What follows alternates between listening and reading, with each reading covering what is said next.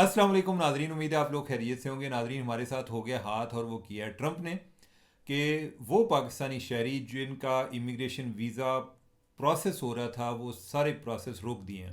उन्होंने कहा भाई रुकन दे हो जाए, अब जो है पहले हम देखेंगे कि ये इस काबिल हैं और फिर बाद में हम इनके वीज़े प्रोसेस दोबारा से शुरू करेंगे।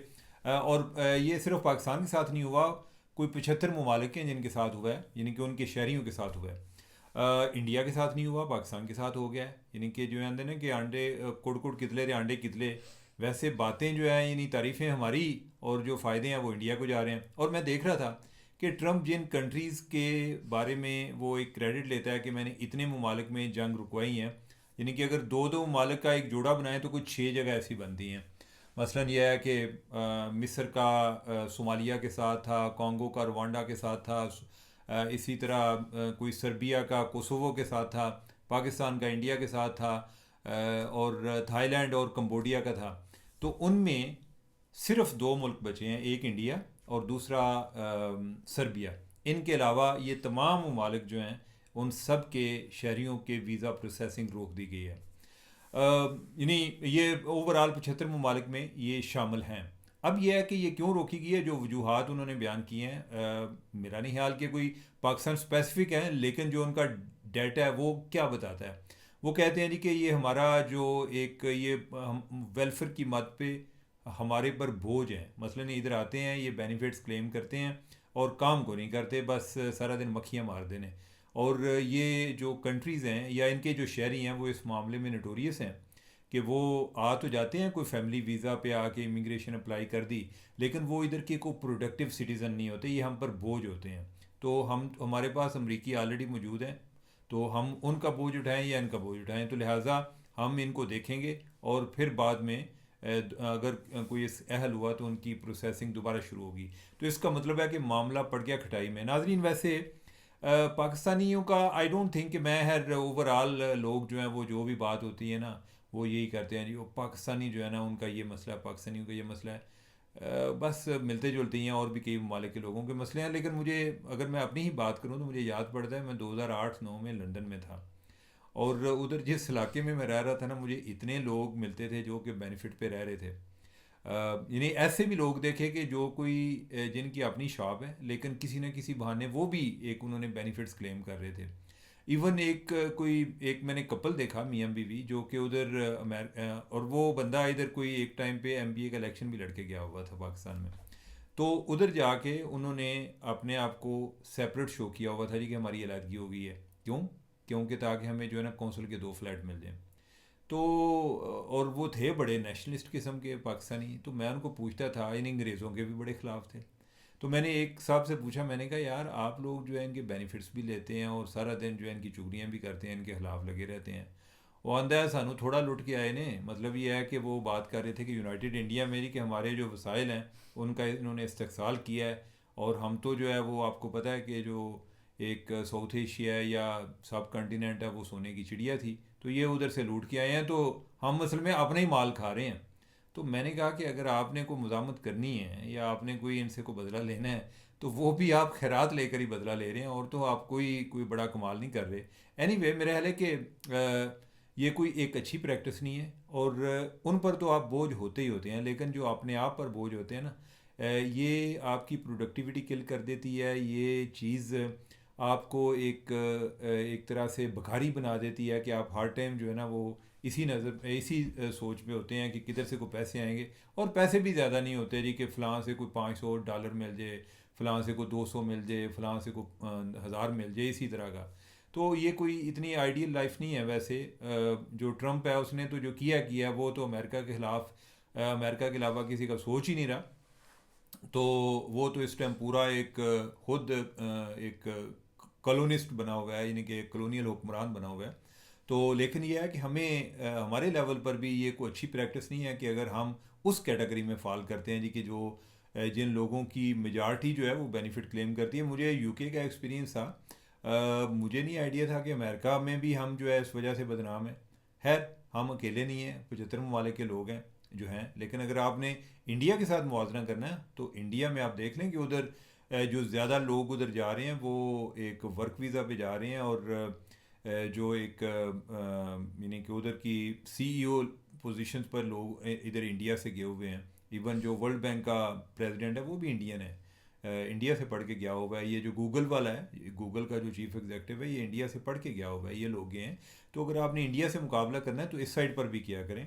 दिफाई लिहाज से तो हम मुकाबला कर ही रहे हैं, लेकिन अपने लेवल पे भी किया करें, बजाय इसके कि हर टाइम को गवर्नमेंट को गालियाँ देने के। कोई इस तरह के काम जो है ना उधर भी अपने आप की कोई स्टोरी बनाने की कोशिश किया करें कि आप एक अच्छी एग्जांपल सेट करें। एनीवे, अब हम अपने आते हैं नेक्स्ट टॉपिक की तरफ।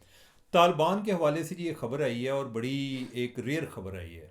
और ये मैं बात कर रहा हूँ अफ़गान तालिबान के हवाले से। आपको पता है कि ये बड़े जो है ना कुने ने उंजते हैं कि इनकी कोई बात बाहर नहीं आती, लेकिन अभी जो आई है वो ये पता चला है कि इनमें इख्तलाफ पड़ गए हैं। इख्तलाफ की जो वजह है वो तो मैं आपको बाद में बताता हूँ, बड़ी दिलचस्प वजह है। लेकिन ये है कि इख्तलाफ किस किस ग्रोह में पड़े हैं।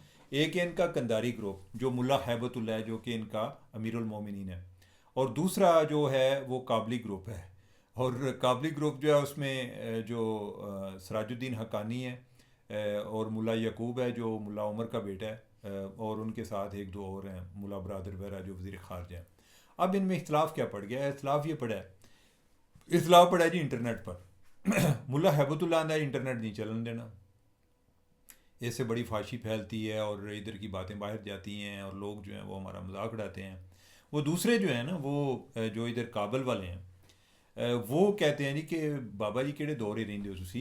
अगर आप देखेंगे तो हम उस तरह रह नहीं सकते जिस तरह आप रह रहे हैं। आप तो अपना चेहरा भी नहीं दिखाते किसी को, तो इस तरह तो काम नहीं चलेगा। और ये है कि हम कुछ ज़रूरी नहीं कि हम अमेरिका जैसा कोई कल्चर या माहौल मुतारफ़ कराएं, लेकिन कम अज़ कम जो एक अरब ममालिक है हम उनको फॉलो करना चाहिए कि ओवरऑल जिसमें कोई दीन दुनिया दो भी रह जाए, अल्लाह ने भी राज़ी रख लिए, कोई दुनिया ने भी राज़ी रख लिए, कोई इधर को हमारे यहाँ कोई इन्वेस्टमेंट भी आ जाए, कोई इधर हम ख़वातीन को किसी लेवल तक कोई आज़ादी भी दे दें, कोई बहुत ज़्यादा ना दें लेकिन इतनी भी कैद ना करें कि जिस तरह हमने किया हुआ है।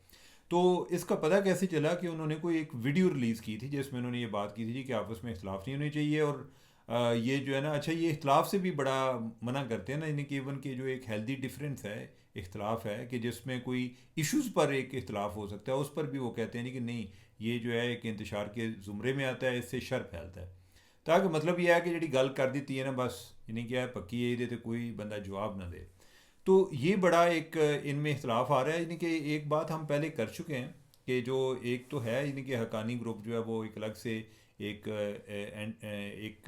उनको बड़ा एक उनकी यानी कि एक अलहदा से वो एक पोटेंशली एक समझा जाता है जी कि अगर कभी इनके दरमियान कोई प्रॉब्लम आया तो हक्कानी जो है वो जो अगर इनके दरमियान कोई जंग शुरू हुई, अंदरूनी जो खाना जंगी हुई, तो उसमें ये दो ग्रुप बनेंगे। तो उस हवाले से जो अभी एक चीज़ें रिकॉर्ड पर आई हैं वो उस एक ऑडियो लीक के ज़रिए आई हैं कि जिसमें यही जो है इशू, इन्हीं इश्यूज़ पर बहस चल रही है। तो एनीवे, यानी कि मैं कहता हूँ कि मुझे तो खुशी हुई है, यानी कि खुशी इस चीज़ पे नहीं हुई कि उन्होंने वो आपस में लड़ पड़ना है। मुझे खुशी इस चीज़ पे हुई है कि उधर दो राय पाई जाती हैं, और जो ये काबली ग्रुप है ये वैसे अच्छी इनकी बेहतर राय है कि आप एक दुनिया को भी साथ लेकर चल सकें। ये ना हो कि आप एक डेढ़ इनकी एक अलग मस्जिद बनाए रखें। एनीवे, यानी ये एक इंटरेस्टिंग स्टोरी थी। अब हम बढ़ते हैं आगे पासपोर्ट के हवाले से। आज मोहसिन नकवी साहब का एक उन्होंने ट्वीट किया और उन्होंने मुबारकबाद दी कि पाकिस्तान जो है वो 126वें नंबर से 98वें नंबर पे आ गया उसका पासपोर्ट रैंकिंग में। पहली बात तो ये है कि मैं ज़रा बता दूं कि रैंकिंग कैसे होती है। ओवरऑल पाकिस्तान जो है बड़ी देर से एक बॉटम पे आ रहा है, नीचे आ रहा है। और एक ऑर्गेनाइजेशन है जो कि रैंकिंग करती है। वो रैंकिंग इस बुनियाद पे करती है कि किसी मुल्क के शहरी कितनी जगहों पर वीज़े के बगैर जा सकता है, या फिर यह है कि उनको ऑन अराइवल वीज़ा मिल सकता है। तो सानू पता है, तो इतने साउथ एशिया च असीं नहीं जा सकते। हमें तो जो अफ़गानिस्तान वाले जो हैं वो भी वीज़ा मांगते हैं।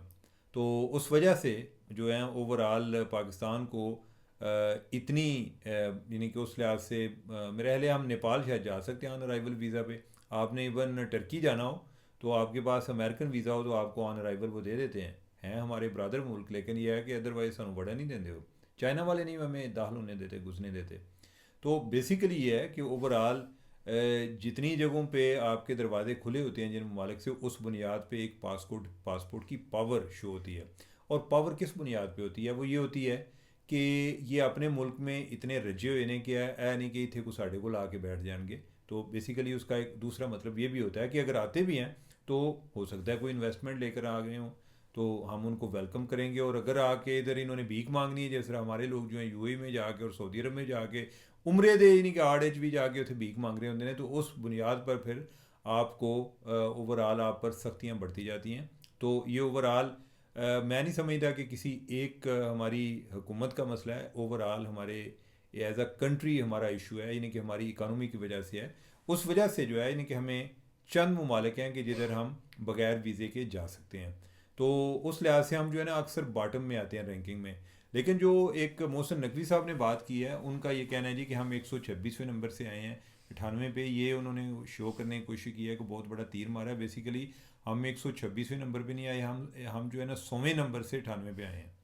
तो यानी पहले ये है कि जो जो जो जो ये रैंकिंग ऊपर जाती है ना, इसका मतलब ये है कि हम नीचे जा रहे हैं, बॉटम पे जा रहे हैं। तो पहले मेरे ख्याल 2021 में शायद हम 106 नंबर पे थे, तो उधर से होते होते तो अब जो है यानी कि हम 98 पे आए हैं। तो एनी वे यानी कि बेहतरी की तरफ है, यानी कि कोई बुरी चीज़ नहीं है।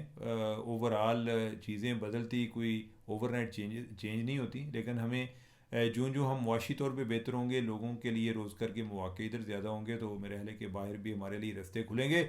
लोग आखणगे जनाब कुंडी ना खड़का सोने सीधा अंदर आ, यानी कि आपको पासपोर्ट वगैरह छोड़ें, ये चीज़ें बाद में, वीज़ा छोड़ें, बाद में मिलते रहेंगे। बस सिर्फ एक अपनी आइडेंटिटी रखें ताकि पता चले कि बंदा पाकिस्तान तो आया। तो इंडिया हमारी निस्बत बेहतर है। मसलन इंडिया जो है वो रैंकिंग में कोई 80वें नंबर पे है, यानी कि 80s में आता है। तो उनके लिए एक ज़्यादा ओपनिंग्स है, हमारे लिए ज़रा कम है।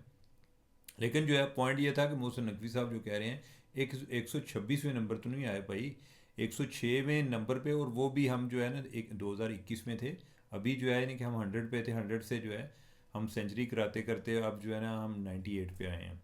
अब जो है लास्ट चीज़ जो है यानी कि एक टॉपिक है जिस पे मैं बात करना चाह रहा था, और वो एक न्यूज़ कास्टर हैं जिनके बारे में आप लोग जानते होंगे। बहुत सारे लोग जो हैं उनकी आवाज़ सुनते सुनते जवान हुए होंगे। और वो रेडियो पाकिस्तान उनकी एक क्लेम टू फेम था। बहुत सारे लोगों ने उनको पीटीवी पे देखा होगा। आजकल जो है वो ज़्यादा रेडियो पाकिस्तान पे थी, उधर एज अ न्यूज़ कास्टर भी थी, उनका कोई करंट अफेयर का प्रोग्राम भी कर रही थी। यानी कि मैं बात कर रहा हूँ जो मुहतरमा इशरत फ़ातिमा साहब हैं। इशरत फ़ातिमा जो हैं उन्होंने 1982 से अपने इस करियर का आगाज़ किया, और तब से वो as a newscaster perform कर रही हैं। मुख्तलिफ जो तकरीबात होती थी उनको भी वो कंडक्ट कर रही होती थी। अभी उन्होंने पिछले दिन उनकी वीडियो आई, और उसमें उन्होंने कहा जी कि मैं आज मेरा आखिरी दिन है रेडियो पाकिस्तान में और मैं जा रही हूँ। कोई इस तरह की उन्होंने कोई जज्बाती बातें की। अच्छा लगा कि जैसे ओवरऑल यानी कि वो चाह रही हैं कि अब वो आराम करें, जिस तरह नहीं जर्नैल वो कहते हैं जी कि मैं अब गोल्फ़ खेलना चाहता हूँ। तो लगा ऐसे कि जैसे उनको वो अपनी जो है ना खुशी से जा रही हैं। लेकिन बाद में क्या हुआ कि उनकी एक और फेसबुक पे वीडियो आई, और उसमें पता चला कि वो उनको लगा कि जैसे रेडियो पाकिस्तान में उनके लिए स्पेस तंग की जा रही थी। और इस चीज़ पे वो रंजीदा थी, उनको अफसोस था। वो चाहती थी कि वो इसको कंटिन्यू करें, लेकिन यह है कि उनको उनके लिए जगह तंग हो रही थी। तो मैंने कोई जो रेडियो पाकिस्तान से पता किया, मुझे फ्रैंकली अभी तक कोई समझ नहीं लगी कि वजह बनी क्या है। क्योंकि मुझे ये पता चला कि जब वो जो पैगाम उन्होंने आखिरी एक इख्तितामी जो उन्होंने एक कलमात अदा किए अपनी एक रुख्सती के हवाले से, कि मैं अब जा रही हूँ रेडियो पाकिस्तान से, मेरा बड़ा लंबा सफ़र रहा, ये वो लिख कर लाई थी। और किसी ने उनको बोला भी कि आप मैम इस तरह ना करें, यानी कि हो सकता है कि आप दोबारा इधर आ जाएं। तो इस तरह से कोई पैगाम जारी करने के बाद ऐसे लगता है कि जैसे आप नहीं आएंगी, ये आपके लिए, अगर आप दोबारा आती हैं तो लोग कहते हैं तुसी फिर आ गए हो, यानी कि मतलब ये होगा।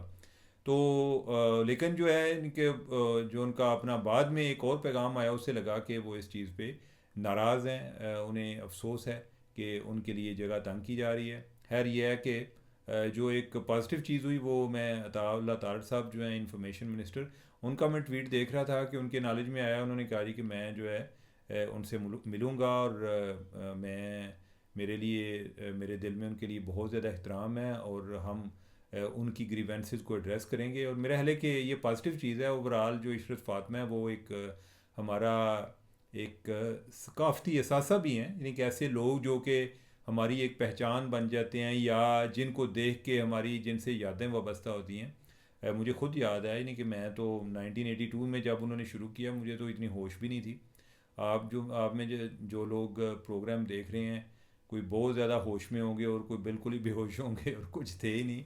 तो लेकिन ये है कि ऐसे लोग जो हैं उनको हम जितना एक इज़्ज़त दे सकें, एडमायर कर सकें, उनको रिकग्नाइज़ कर सकें, ये एक पॉजिटिव चीज़ है और ये करना चाहिए। और इस वाले से अताउल्लाह ताड़ साहब का जो एक बयान है या उनकी जो जेस्चर है, ये वो भी एक काबिल इस्ताइश है। तो नाजरीन, आज की ये गुफ्तगू उम्मीद है कि आपको पसंद आई होगी। मुझे दें इजाज़त। अल्लाह हाफिज़।